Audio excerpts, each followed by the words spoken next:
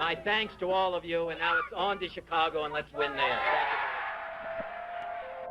Ladies and gentlemen, we've kept the air on because we've heard an alarming report that Robert Kennedy was shot.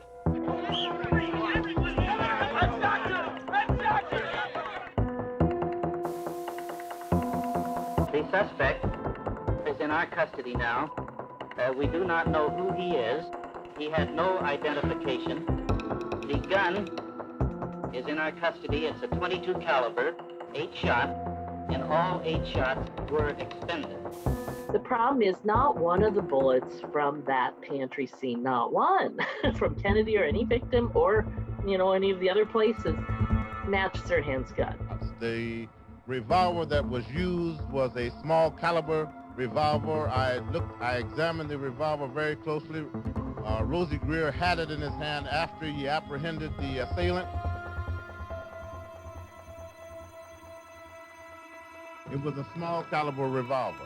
Where did Senator Kennedy appear to be hit? He appeared to be hit in his side and possibly grazed in the temple here. In accordance with California law and in a meticulous effort to avert any question or controversy, a painstaking 6-hour autopsy was carried out this morning. Briefly stated, the autopsy found that the wounds inflicted upon Senator Kennedy were inflicted from behind, at a sharp upward angle, and at extremely close range. Using powder burn analysis, Noguchi determined that the fatal bullet was fired at a distance of about 1 to 3 inches behind the right ear. Dr. Noguchi, were you able to determine how far the gun muzzle was from Senator Kennedy's head? One area gunshot wound was found behind the right ear. And there were abundance of a powder deposit on the edge of the right ear. Was it possible for Sirhan to get behind you and behind Senator Kennedy and shoot from behind? No, this was complete impossible.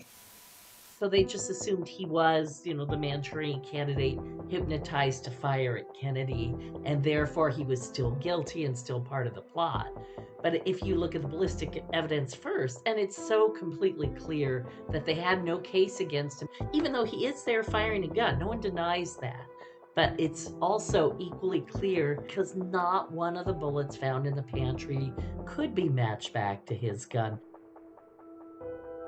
Came running down the stairs and said, "We've shot him, we've shot him." And I says, "Who did you shoot?" And she says, "We shot Senator Kennedy." If we follow the paths of the bullets that struck Robert Kennedy, they seem to point not to Sirhan, but to an assassin directly behind and to the right of the senator. Though the police initially claimed that there were no other guns drawn in the pantry, there was a person directly behind Robert Kennedy, to his right, with a gun drawn. Getting up off the floor, he had his weapon out. And one gun was pulled out by a security guard, and it was fired. Stepped out and fired. The security guard hit Kennedy all 3 times. So Kennedy slumped to the floor, and the security guard fired back. Various parts of the hotel were guarded by different guards. Faye Eugene Caesar was one of several guards hired by the hotel through a security. When I got to the police station, I noticed I lost my tie. And I figured, I figured when I got knocked down when it got knocked off. And I definitely wouldn't have voted for Bobby Kennedy because he had the same ideas as John did, and I think John sold the country down the road. He gave it to the commies, he gave it to whoever he wanted to, he literally gave it to the minority. And the facts that I was finding did not match the official story. In fact, the very first reel that I put in the first set of files were some witnesses talking about a second guy apprehended at the hotel that night. And I'm like, what? There was somebody else besides Sirhan? And they're like, yeah, this guy was handcuffed and taken out. I'm like, well, who was that? And his name was Michael Wayne.